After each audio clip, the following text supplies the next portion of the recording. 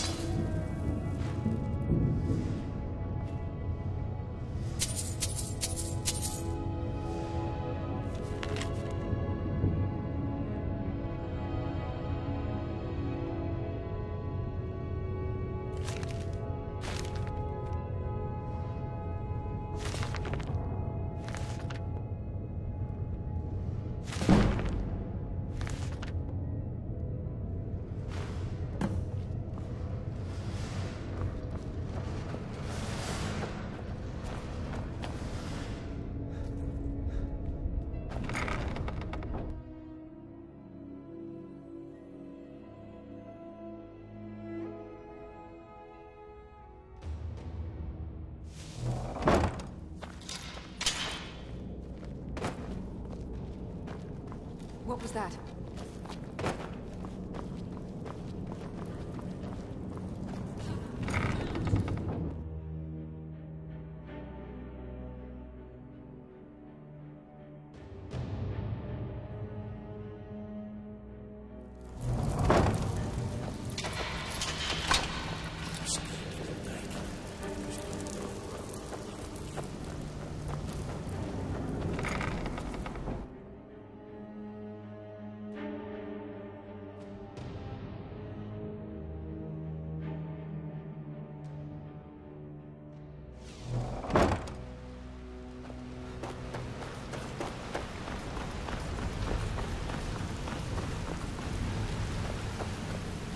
We've scoured the town and Shore's beard. He's going after the eyes of the Falmer? That was Gallus's pet project. If he gets his hands on them, you can be certain he'll be gone for good, and set up for life. Agreed. He's taken everything the Guild has left, and to go after one of the last greatest heists is just an insult. I've spoken to Carlia, and made amends for how the Guild's treated her. Now she wishes to speak with both of us. Quickly, we have no time to lose. Until next we meet, lad.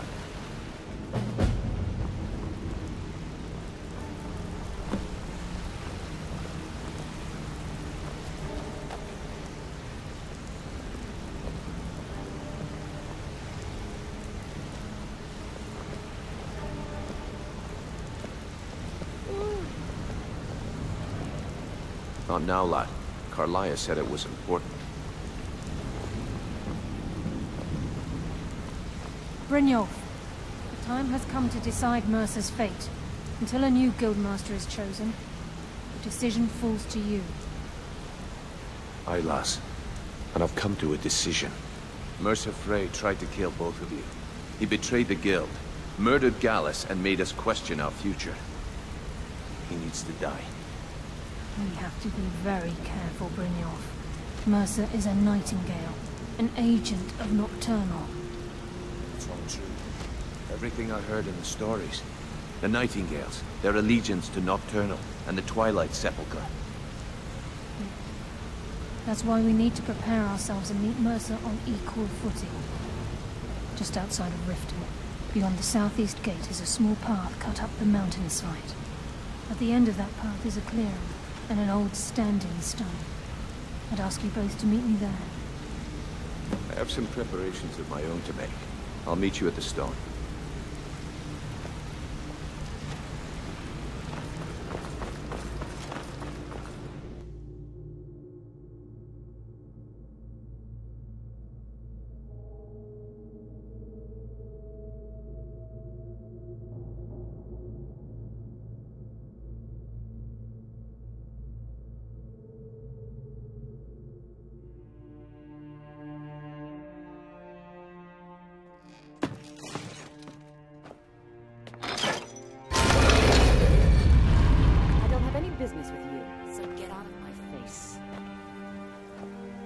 I don't have any business with you, so get out of my face.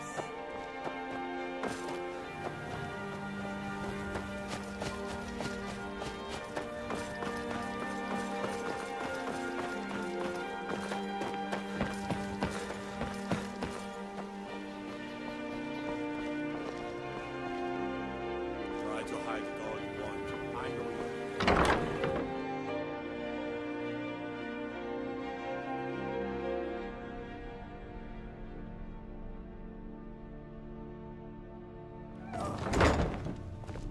I'm the brewmaster around here. What did you want?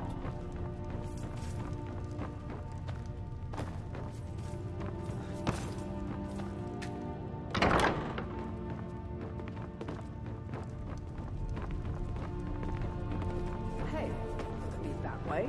Who are you to judge me? Sorry, I'm afraid I can't help you much right now. I'm currently in mourning.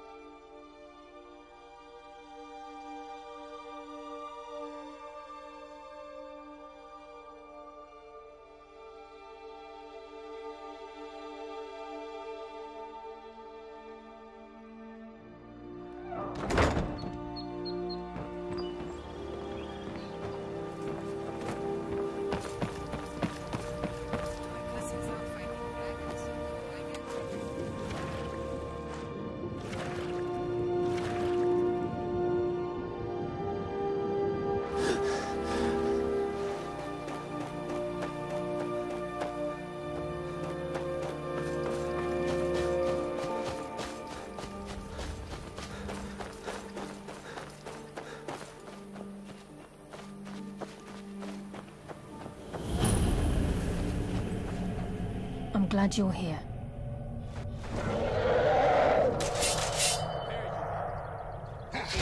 This way, please.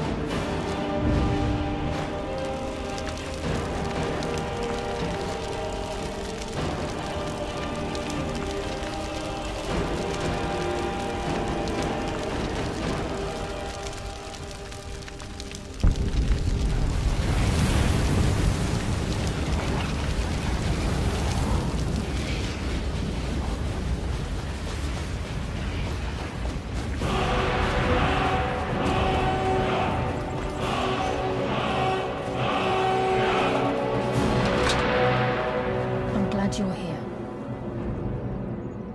This is the headquarters of the Nightingales, cut into the mountainside by the first of our kind. We've come to seek the edge we need to defeat Mercer Frey. If you'll follow me, I'll try to explain on the way. This way, please.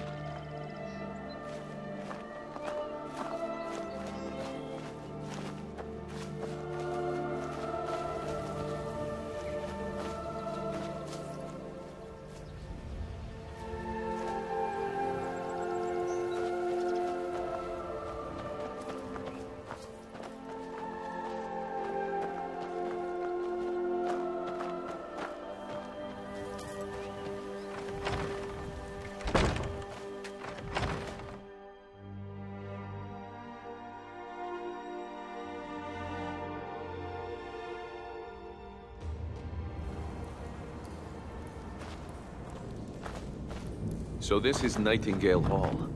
I heard about this place when I joined the guild, but I never believed it existed.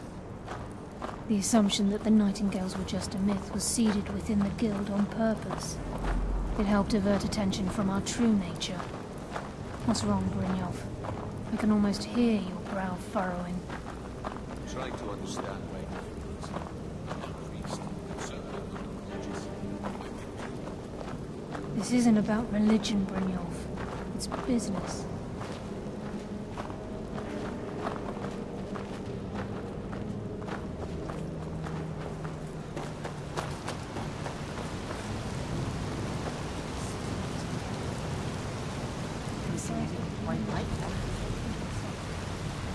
Century. Now, if you'll both proceed to the armory to don your Nightingale armor, we can begin the oath. I think we should trust the last. You appear hesitant to don your Nightingale armor. What's troubling you?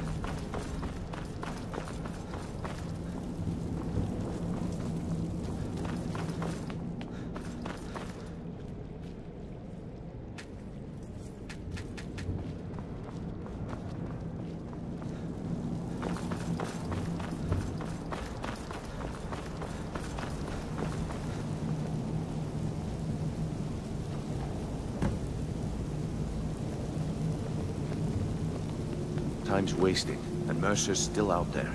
Let's get this show on the road. You appear ready for the oath. Time's wasting, and Mercer's still out there. Let's get this show on the road. You appear ready for the oath.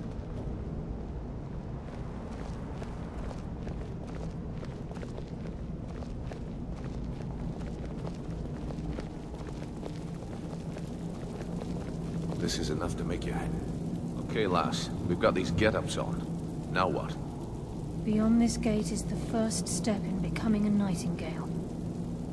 Whoa there, lass. I appreciate the armor, but becoming a nightingale?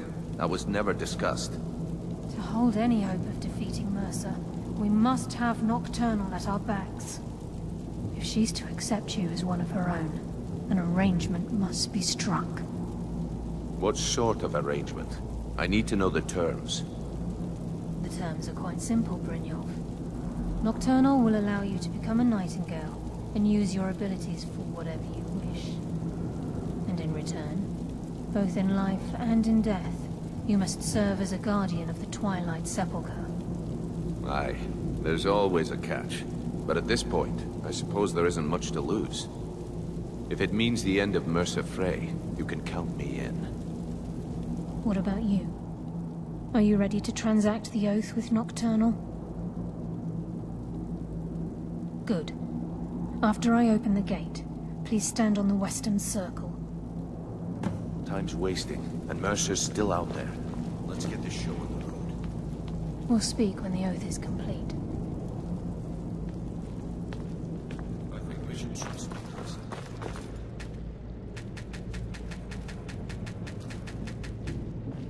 We'll speak when the oath is complete.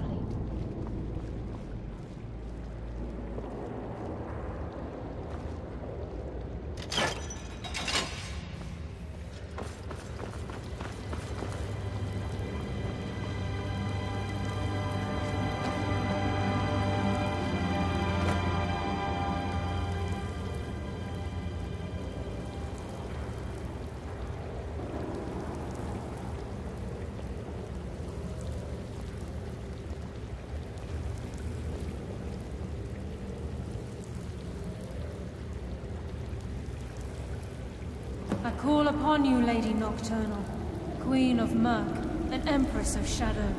Hear my voice. Ah, Carlia. I was wondering when I'd hear from you again. Lose something, did we? My lady, I've come before you to throw myself upon your mercy, and to accept responsibility for my failure. You're already mine, Carlia. Your terms were struck long ago. What could you possibly offer me now? I have two others that wish to transact the oath, to serve you both in life and in death. You surprise me, Carlia. This offer is definitely weighted in my favor. My appetite for Mercer's demise exceeds my craving for wealth, Your Grace. Revenge. How interesting. Very well. The conditions are acceptable. You may proceed. Lady Nocturnal, we accept your terms. We dedicate ourselves to you as both your avengers and your sentinels. We will honor our agreement in this life and the next until your conditions have been met. Very well. I name your initiates Nightingale, and I restore your status to the same, Carlisle. And in the future, I'd suggest you refrain from disappointing me again.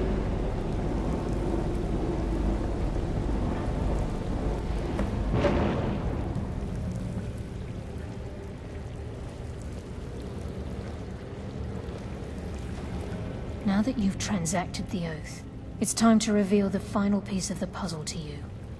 Mercer's true crime. Mercer was able to unlock the Guild's vault without 2 keys because of what he stole from the Twilight Sepulchre, the skeleton key. By doing this, he's compromised our ties to Nocturnal, and in essence, caused our luck to run dry. Well, yes, but the key isn't only restricted to physical barriers. All of us possess untapped abilities, The potential to wield great power securely sealed within our minds. Once you realize the key can access these traits, the potential becomes limitless.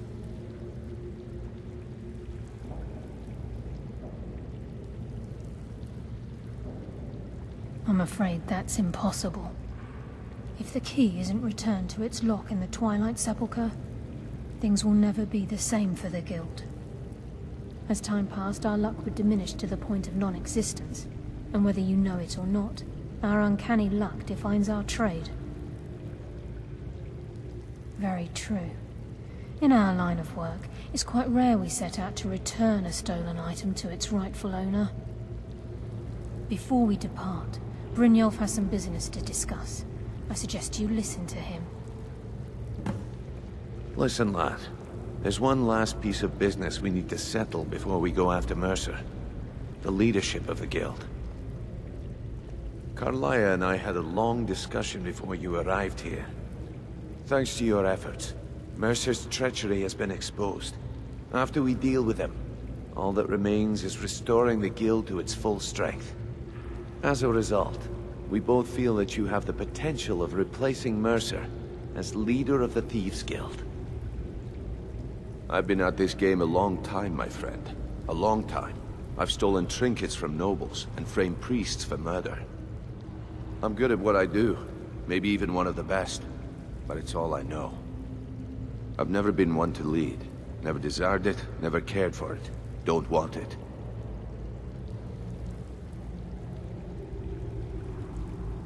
Well, we have a bit of an errand to run before your coronation, so don't get sentimental on me now. Then it's decided. When this is all over and Delvin's contacts assure me that we've regained our footing in Skyrim, we'll handle the details. Until then, we have quite the task ahead. I've been poring over the plans you brought us, and I'm convinced the eyes of the Falmer are in the Dwarven ruins at Erkenthand. Carlia and I will meet you there. Prepare yourself, lad. This will be a fight to remember.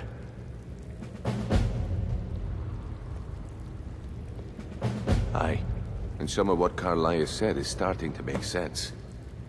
Mercer may have damaged our reputation and raided our coffers, but this goes well beyond even his twisted form of larceny. Old Delvin kept calling it a curse, and we all laughed at him. Looks like the joke's on us. Until next we meet, lad.